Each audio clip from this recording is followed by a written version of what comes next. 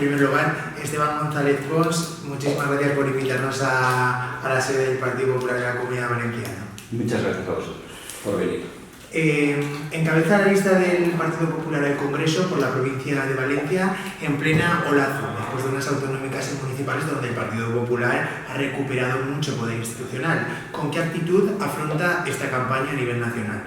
Con humildad. Las campañas deben afrontarse siempre con humildad. Yo tengo una larga trayectoria política.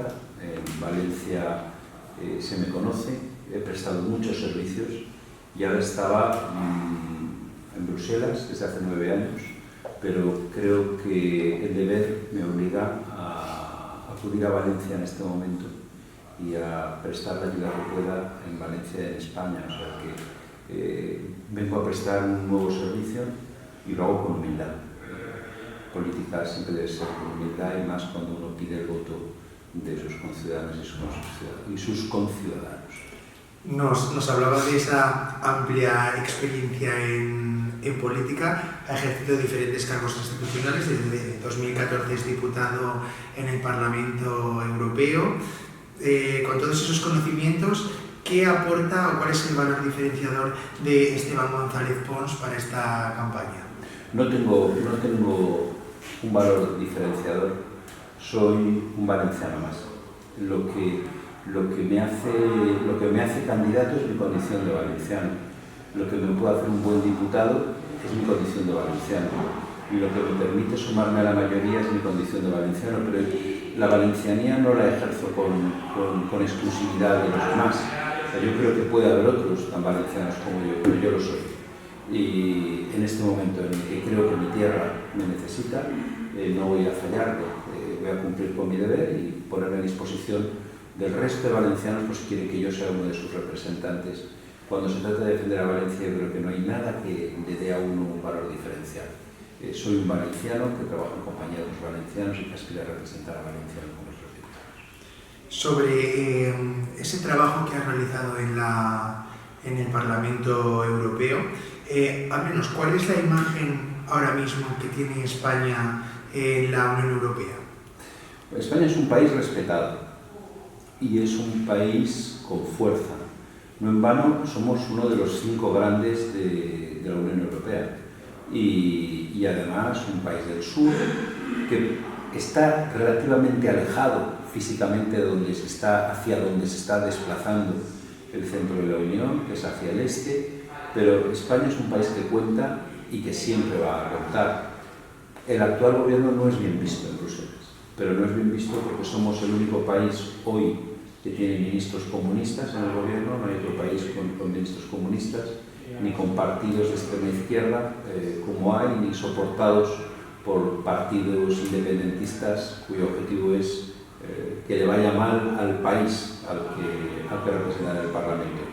Pero mentiría si dijese que los españoles tenemos mala imagen, la tenemos muy buena. Y allí en Bruselas debo decir también que los socialistas y los populares somos coalición, que trabajamos juntos, que estamos muy a gusto trabajando juntos y con mucha lealtad, y que al llegar aquí a España me resulta sorprendente e increíble cómo es posible que esa coalición en la que yo he estado trabajando 9 años en Bruselas no pueda reproducirse en Madrid. Recientemente escuchábamos a Ursula von der Leyen pedir a los grandes partidos dar confianza y huir de los extremismos. Parte de la izquierda ha vinculado estas palabras con los pactos de Partido Popular con Vox. No sé si usted lo interpreta así. Es que si parte de la izquierda interpretada así las palabras, es que han recortado la frase.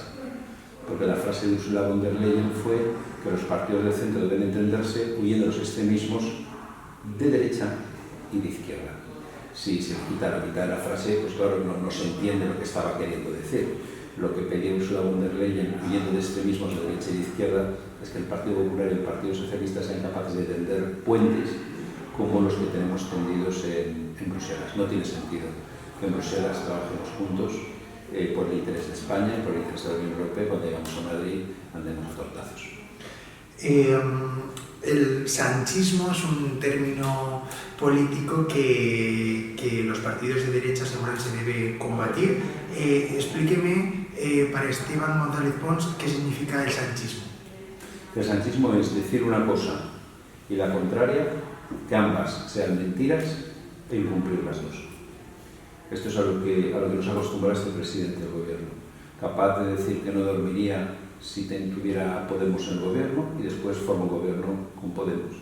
Capaz de decir que nunca, nunca, nunca pactaría con Bildu y pactar con Bildu nada más y nada menos que una ley que establece cuál es la memoria democrática de los españoles y que convierte a los etarras en héroes y a los guardias civiles en criminales. Un partido que es capaz, un presidente del gobierno que es capaz de contar tantas mentiras como frases dice y que todas sean al mismo tiempo incompatibles las unas con las otras y no haya cumplido ninguna. El sanchismo es un estilo político que segrega a los españoles, que los divide en buenos y malos, en hombres y mujeres, en de derechas y de izquierdas, en de arriba y de abajo, que en lugar de unir nos rompe. El lema del sanchismo es divide y vencerás. Y el lema con el que Feijóo va a estas elecciones es une y vencerás.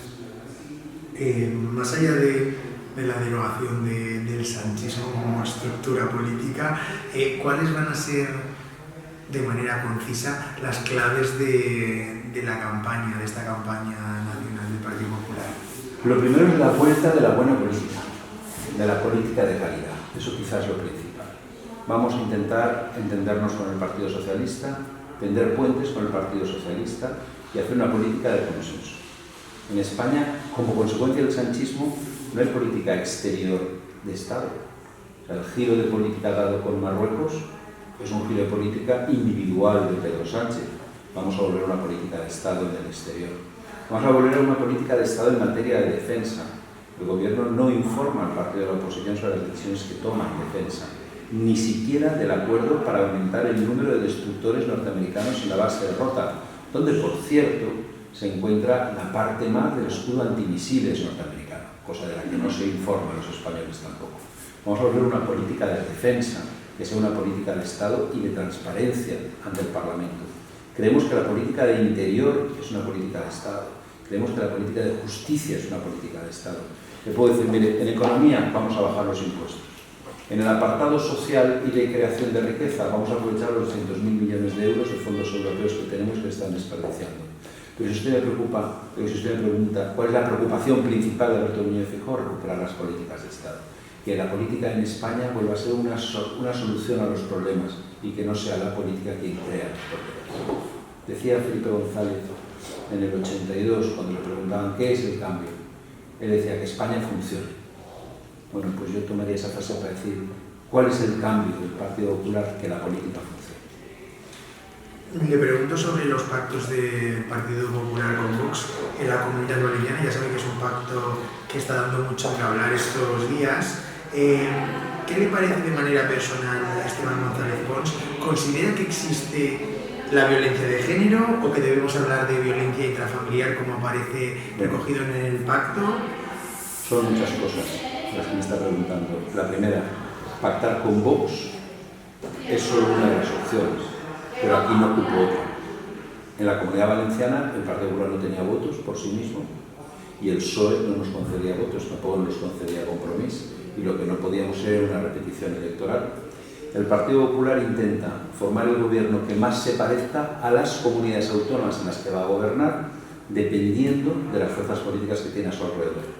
Gobernaremos en coalición con Vox en la Comunidad Valenciana en Extremadura, donde no tenemos votos bastantes por nosotros mismos, pero vamos a gobernar solitario en La Rioja, en Madrid.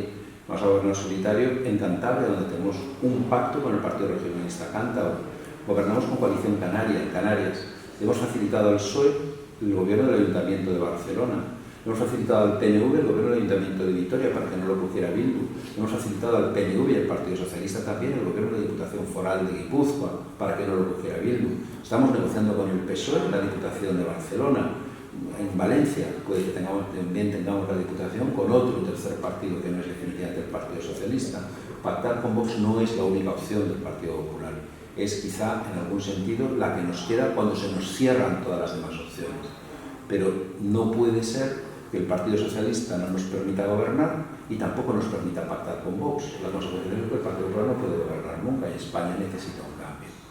Dicho esto, el gobierno valenciano y su pacto ha sido muy complicado, porque lo primero que ha hecho Carlos Mazón cuando se sentó a la mesa con los de Vox ha sido decirles, vuestro candidato tiene que marcharse.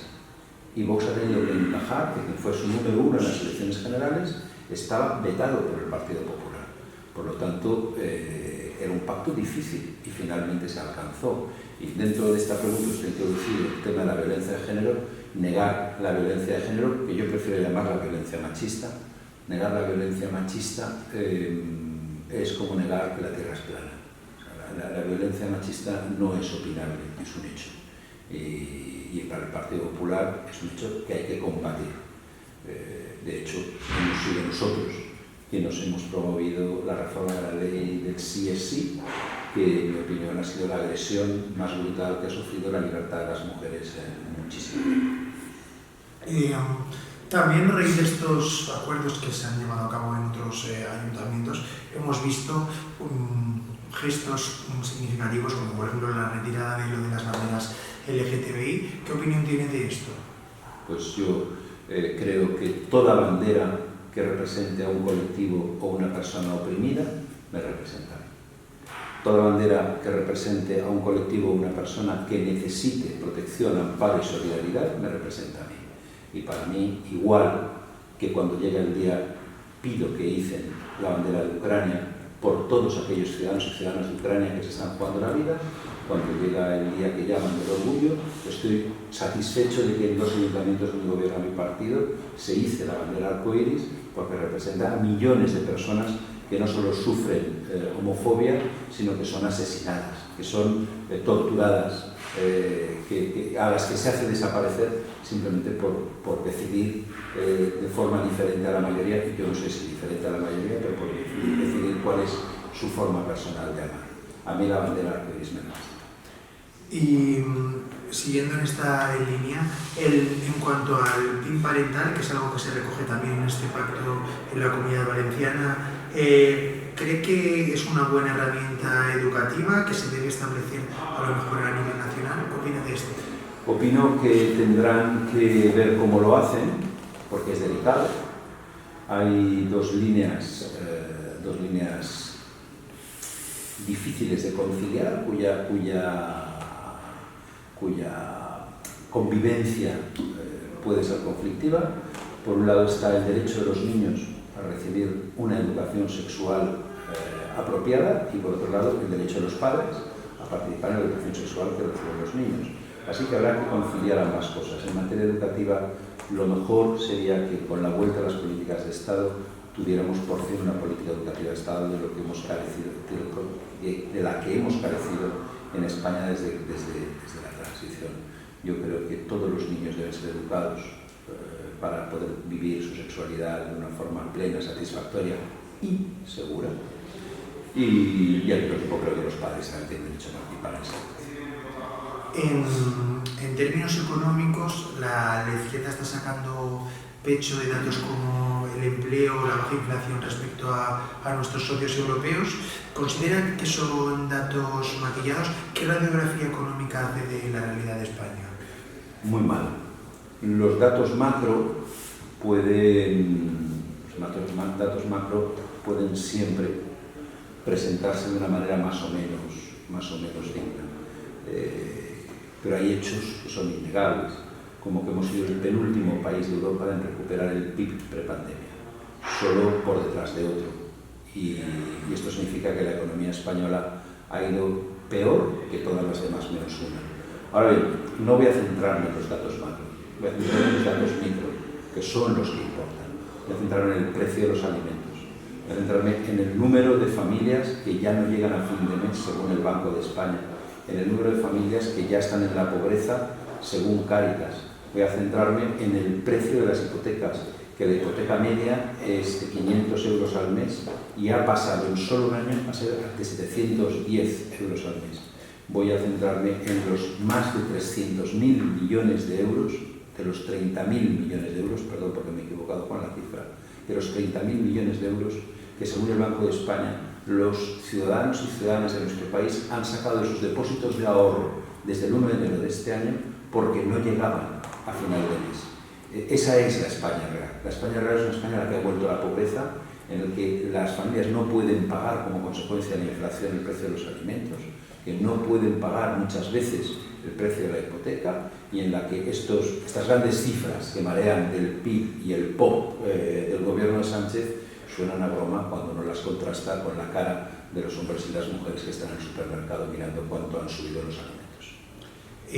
Sobre la reforma laboral, que sabe que se aprobó en España de una manera un tanto característica, ¿cree que debe derogarse?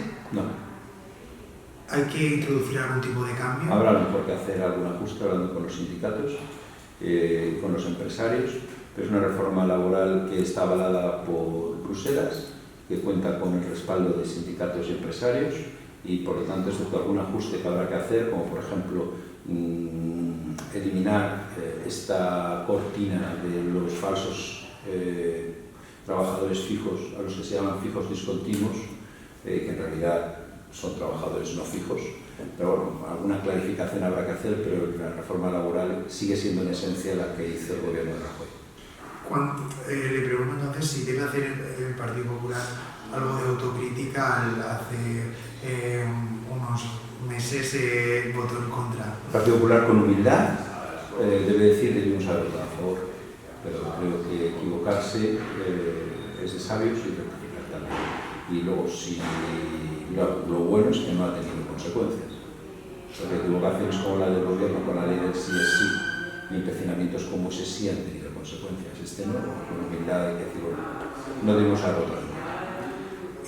Como ya saben, no hay un quórum generalizado a nivel autonómico sobre cómo debe abordarse el nuevo sistema de financiación. Pese a las diversas sensibilidades, ¿tiene fijo claro que la comunidad está infrafinanciada? Sí, lo tiene, y lo ha dejado claro además ya. Y voy a decir la verdad sobre este tema, es un asunto que no puede resolver el Partido Popular solo, como antes no podía resolver el Partido Socialista solo. La financiación autonómica requiere del consenso de las dos grandes fuerzas de Estado para poderse producir. Y por lo tanto, si recuperamos las políticas de Estado, estoy convencido de que la financiación autonómica se podrá reformar y se podrá modificar la Constitución para introducir el derecho civil valenciano. Si seguimos con los puentes rotos el Partido Popular y el Partido Socialista, no avanzaremos. Le pregunto, porque precisamente esta pregunta se la hicimos de manera análoga a Diana Morant y nos dice que la acusa de que en esta legislatura no haya salido adelante la reforma laboral también es por la negativa del PP. Entonces, ¿cómo podemos hacer encontrar a los dos grandes partidos sobre este tema? Es que para Diana Morant, que la vida esté dividida en día y noche es culpa del Partido Popular. Pero si somos sinceros, el problema es que el Partido Popular y el Partido Socialista tienen los puentes rotos y no dialogan. Vamos a hacernos cargo, después de las elecciones, de la presidencia europea, que es la ocasión más importante para España. Sabemos más de la presidencia europea por el primer ministro sueco, que nos ha invitado a Estocolmo para explicárnosla, que por el presidente del gobierno de España, que no nos ha llamado ni una vez. Hasta ese punto están cortadas las comunicaciones entre los dos partidos. Y este es solo un ejemplo de cosas muy básicas sobre las cuales el Partido Popular y el Partido Socialista deberían dialogar y no lo hacen.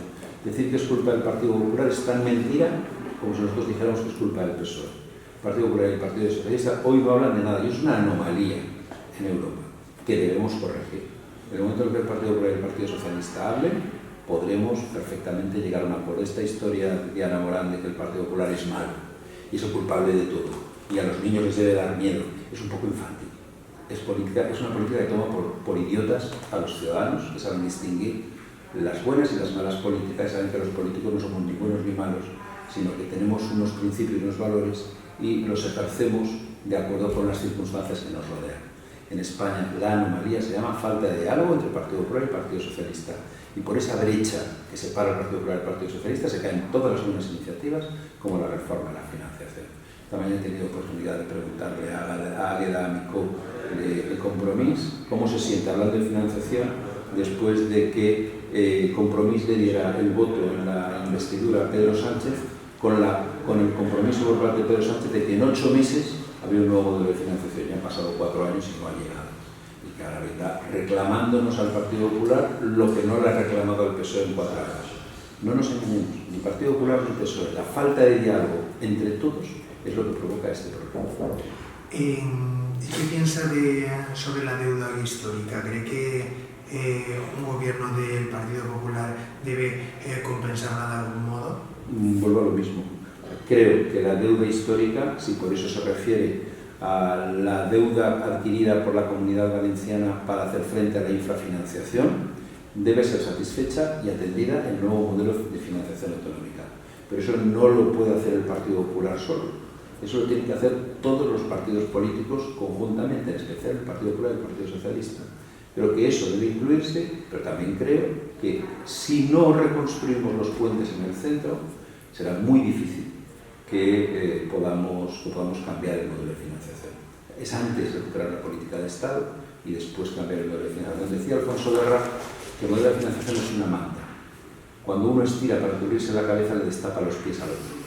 La única manera de poder cubrir el modelo, de poder cambiar el modelo de financiación es poner más dinero en la mesa para que todo el mundo salga ganando y definir una serie de servicios públicos básicos que prestan las comunidades autónomas en exclusiva.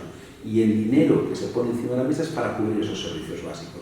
Y se da cuenta al Estado del servicio que se ha prestado, de la calidad y de cómo ese dinero ha ido destinado a ese fin. Y siempre dentro del marco de la máxima autonomía. Eso lo tenemos que hacer conjuntamente, como una reforma constitucional. Si el Partido Popular y el Partido Socialista no se hablan, siempre todos aquellos proyectos que requieren consenso para solucionarse son los que se mueven. Me pregunto también sobre algunos temas importantes, reivindicaciones de relevancia.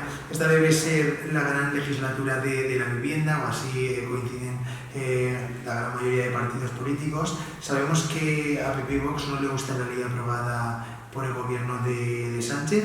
¿Cómo hacemos para facilitar el acceso a la vivienda a los jóvenes y a las familias más vulnerables? Somos partidarios de que existe vivienda pública, oferta de vivienda pública.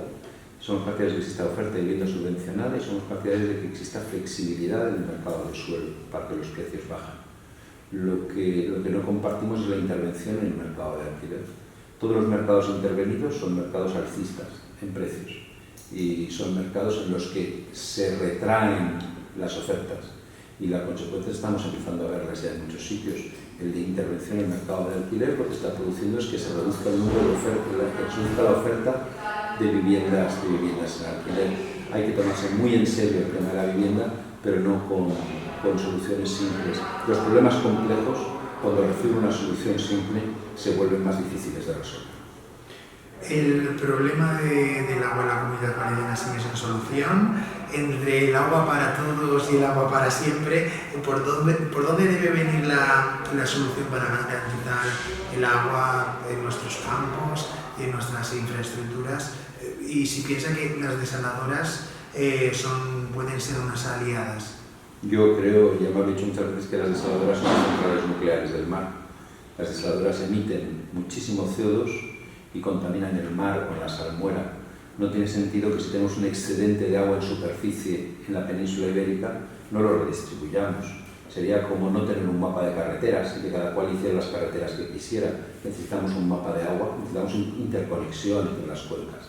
No puede volver a suceder lo que ha hecho el gobierno de Sánchez en el mes de enero de este año, de limitar el trasvase Tajo Segura.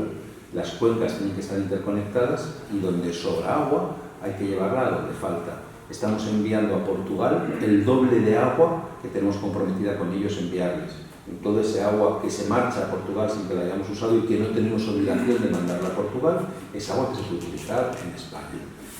La península tiene mal repartida el agua y lo que tenemos que hacer como seres humanos racionales que intervenimos en el territorio para transformarlo y mejorarlo es volver a distribuir ese agua. Es absurdo que para resolver la falta de agua lo que se haga sea suprimir la agricultura. No, lo que hay que hacer es llevar el agua de donde hay a donde falta y permitir que todos podamos tener una opción de futuro. El agua es de todos. Me hablaba anteriormente, cuando hemos hablado de la reforma del sistema de financiación, también sobre esa recuperación del derecho civil valenciano, pese al quórum general en los partidos valencianos que ha habido hasta ahora. Esto sigue sin salir adelante. ¿Está el PP comprometido con este tema? ¿Se puede garantizar que vaya a salir adelante en esta próxima legislatura? A mí el derecho civil valenciano me parece muy importante. Como valenciano es un tema que me interpela. Pero me parece mucho más importante que desaparezca la palabra disminuidos para referirse a las personas con minusvalía de la Constitución. La derecha civil para mí es una aspiración que esté en la Constitución, pero cuando leo la Constitución y leo que hay personas a las que se refiere como personas disminuidas, me produce un rechazo. No hemos sido capaces ni siquiera de eso.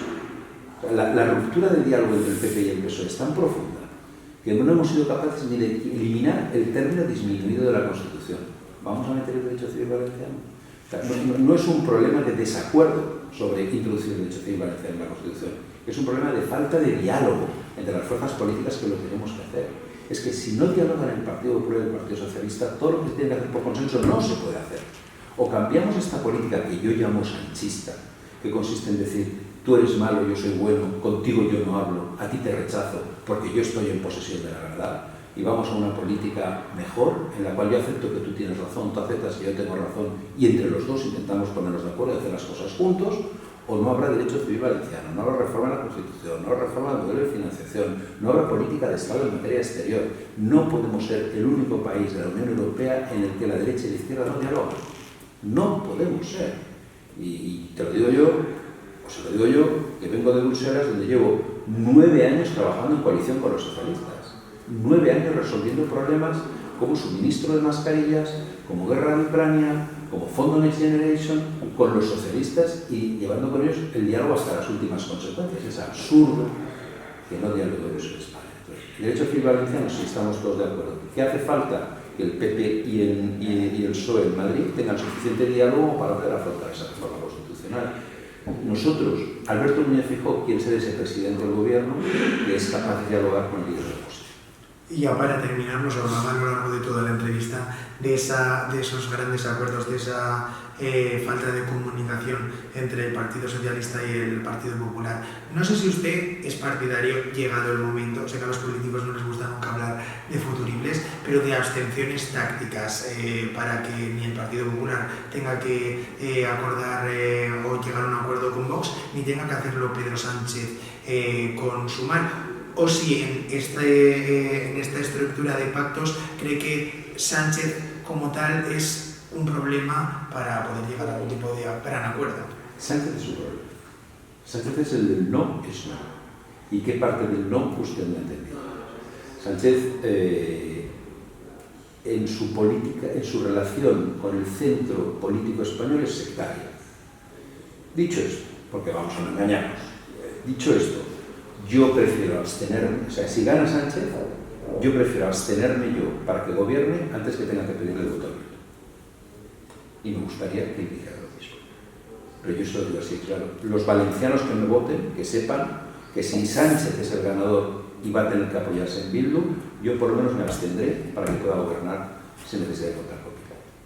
Bueno, como pues hemos hecho ya en el Ayuntamiento de Vitoria, como hemos hecho en la Diputación de Guipúzcoa, como hemos hecho en el Ayuntamiento de Barcelona.